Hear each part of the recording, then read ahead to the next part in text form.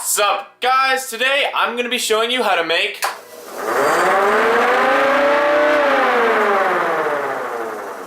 an air raid siren. But before I do, I'd like to say huge shout out to Matthias Wendell. I'll link his channel in the description. I almost identically copied his build.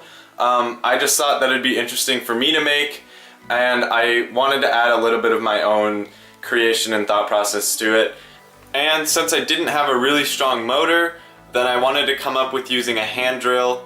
Unfortunately, that didn't work, and I ended up having to use a drill press. We'll have to have a drill press or some strong motor to be able to power your air raid siren. And second shout out to my friend Jace, who just nagged me for the past week to start making videos again. I really didn't have any ideas until he just made me come up with something. So everyone in the comments go thank Jace and go watch Matthias's video. Alright, to the build. The materials you're gonna need are a fat nail. It doesn't really matter how big it is, it just has to be small enough that it fits in the chuck of a drill. 2 sheets of 23 inch by 47 inch, 1/8 inch thick plywood, and a 2x4. First off, we need to divide this board into 3 separate sections. You're gonna draw lines coming in 2 inches from both sides. Next, you're gonna find the center between these 2 lines and use whatever tool you have to draw a circle. I'm going to be using string and a pencil. Now that you have this circle, you can use any saw available to you to cut it out. Then you will use it to trace 2 more circles and cut them out.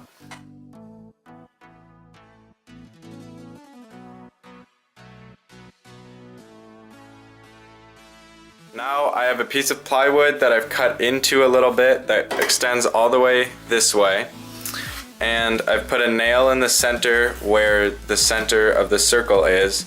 And I'm just gonna spin this around and the blade will cut away all of the extra, making a perfect circle.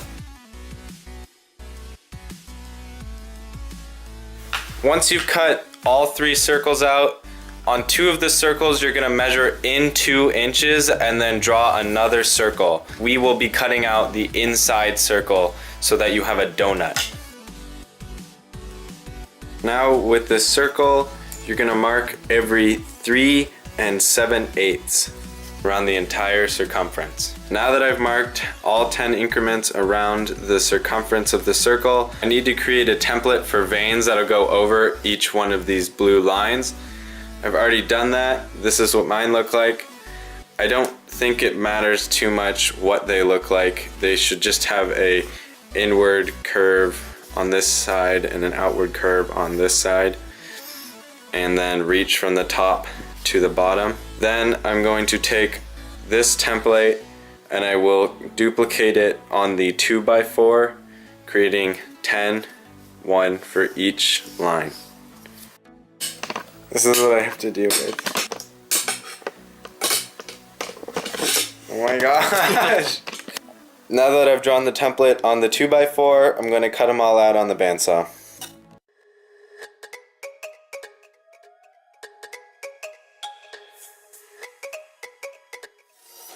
Now in your second circle, you mark 5 intervals around the circumference, and you make veins again, but that are a little bit larger. Now that I've cut out all of my fins, I'm going to place them centered on top of here, with the little part going inside and the big part going outside. And then I'll just put them all along here, using wood glue to attach them. And then afterward, my battery died before I could finish, but what I was going to say is put a platform over the top and put some weights on it, as you see, and wait till it dries. Now that it's dried, I can take it off and look at it. Now I flip over the ring, and on the back, every other line, I can glue on these new larger fins. So you can see they're a lot bigger than the ones before.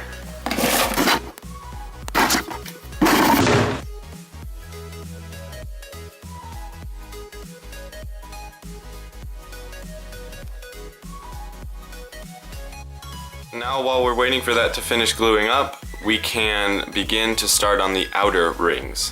For this, we will take the other plywood and divide it into 3 sections like we did before.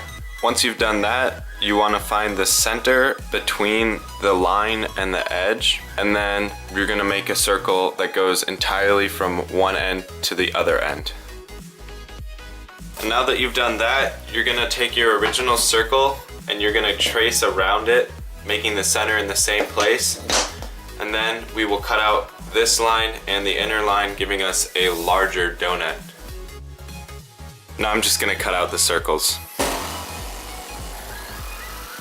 So now I've done the same thing where I've measured the radius of my circle and put a mark out exactly that length from the saw blade. Now I can just hold this pin and spin the wood as the bandsaw is turned on, and it'll cut a perfect circle, and this will make sure that all of my circles are exactly identical.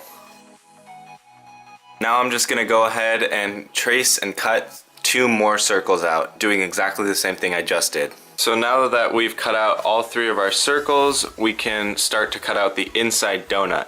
The inside has to fit what we are gluing together, so it's better to cut a little bit larger outside of the line than it is to cut inside of the line. You're gonna mark your circle and you're gonna take it to whatever saw you have and cut them all out with all 3.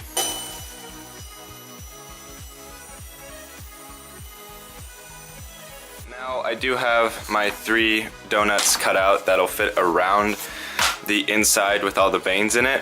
And I'm going to sand all the inside edges a lot to make sure that there's enough clearance when we have the inside circles going around.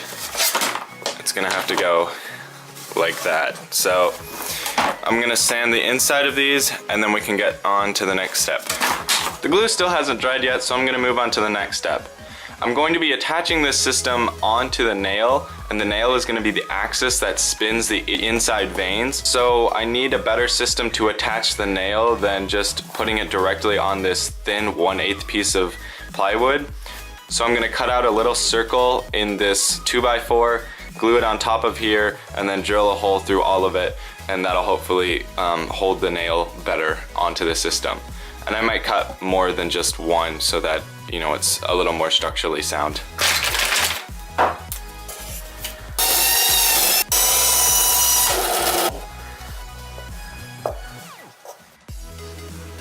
Now that the vein part has dried, you're gonna take your outer circle, line it up with one of the sides of the veins, because we're gonna have to do this with both sides. And you're gonna draw these gaps on this part like this. Then, once you do this all the way around the circle, we're gonna make more veins like this, but for this part.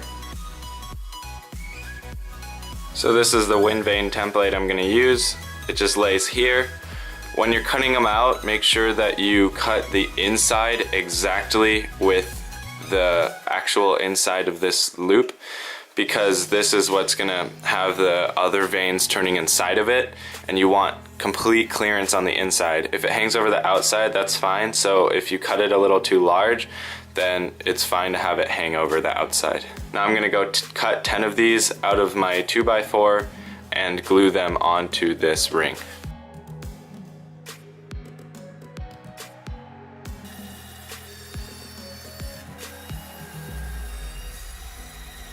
Now I've cut out all of my pieces, just gonna glue them on, same way I did with the other circle. And I'm just gonna put the platform over it and weigh it down again.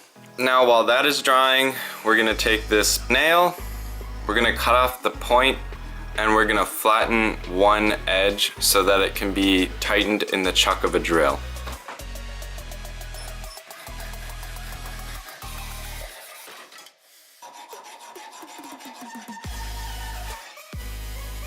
Now that I've done that, I'm gonna measure the diameter of this nail, find a drill bit that matches, and drill a hole right through the center of the complete circle bit. This is the piece that has the knob on the back.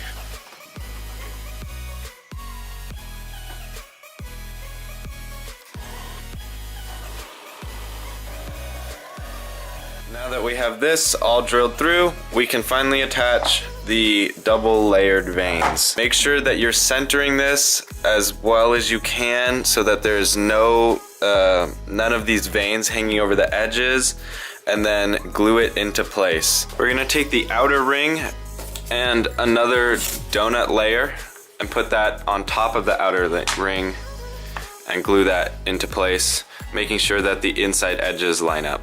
Now to complete this circle, which has the base newly glued onto the bottom of it, I'm gonna take this ring and glue it on top, completing the inside mechanism. Everything is completely dried on this, and now I want to make sure that all of the outside edges are perfectly flush, so nothing is gonna hit the outside when it's spinning around. So I'm gonna take the rod that I filed down earlier and I'm gonna pound it into the center. I'm letting it stick out a little bit, and then I'm gonna go take it to the bandsaw and do exactly what I've been doing for the rest of these circles. I'm gonna put it in a hole and then just spin it around, and all of the extra will cut off. So now that I've just spun this around in the bandsaw, this perimeter is all exactly the same distance from the center, and I can hammer this nail through the back until it's flush with this piece of wood. Now the center is finished. I'm gonna put it in the drill to see how it looks and how it works so far. Oh, but before I do that, I'm gonna screw a screw right next to this at an angle to try and lock it in place.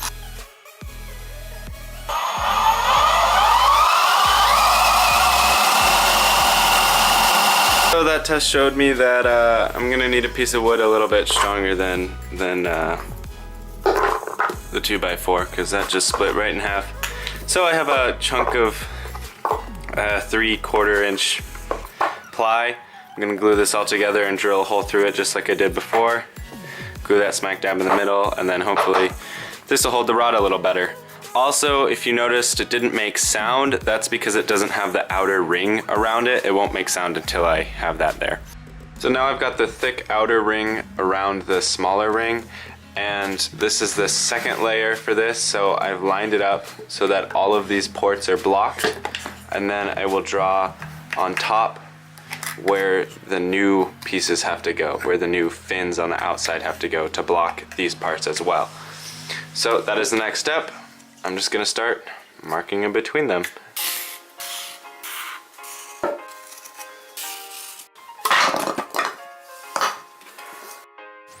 Now I've got them all cut, I'm just gonna glue them onto the final layer. Then after that, I'm gonna glue on the top ring, and that'll complete the outside portion of this. Now, since I once again have to wait for everything to dry, I'm gonna work on the base that's gonna stop. Before I go any further, let future me explain why this thought process of using the drill doesn't actually work. I did completely build the whole system that would utilize just a hand-powered drill. Well, you'll see. Alright, so I got everything constructed. I tested out the Siren a couple times, and I was using a drill that goes like this, and then when I let go of the trigger, it immediately stops itself.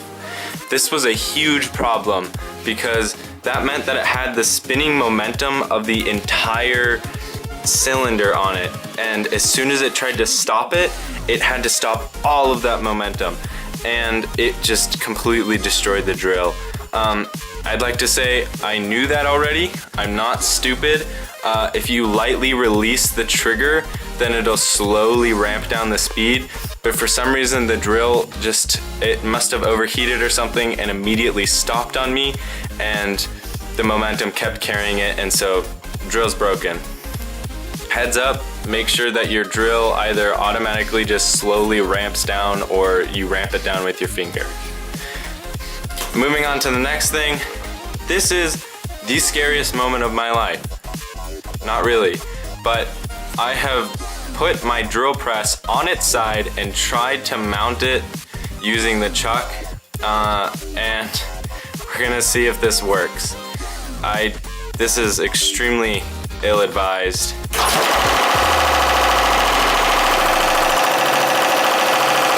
So as you might have just seen, it worked. Sadly, I didn't think about the fact that it's spinning the wrong direction. To get it to actually properly work, I'd need to put the drill press over here on this side and make the wheel spin the other way, or else it's not actually gonna make any sound. I'm gonna think about that for a second and figure out if there's a way for me to get this to actually work.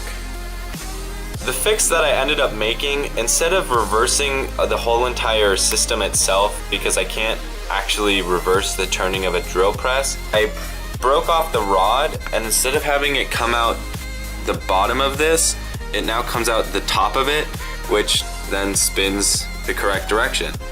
And so we'll see if that works.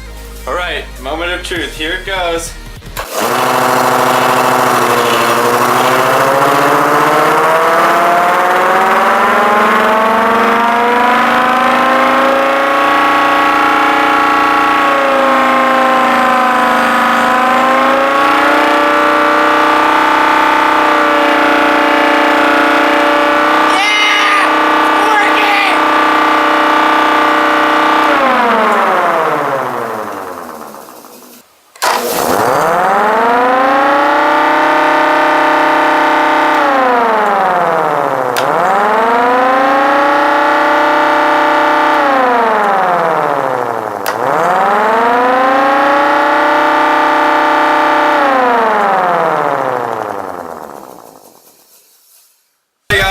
Thanks so much for watching. For those of you who care, I got completely refunded by Home Depot. Not only did they give me a drill, but they gave me another power driver, so that's kind of cool. Thanks so much for watching all the way to the end. I really appreciate you people who stick around for this part.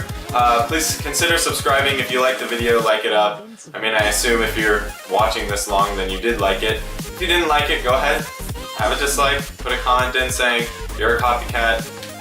I think this project was fun. It was fun to work with motors. I enjoy working with any moving parts. It was challenging, even though there was a video out there that was almost identical what I was doing. He didn't really explain how he built it. He went more just look at what I built. So it was fun to try and piece it together off of what he had done. Anyway, thanks so much for watching all the way to the end. I'm outie.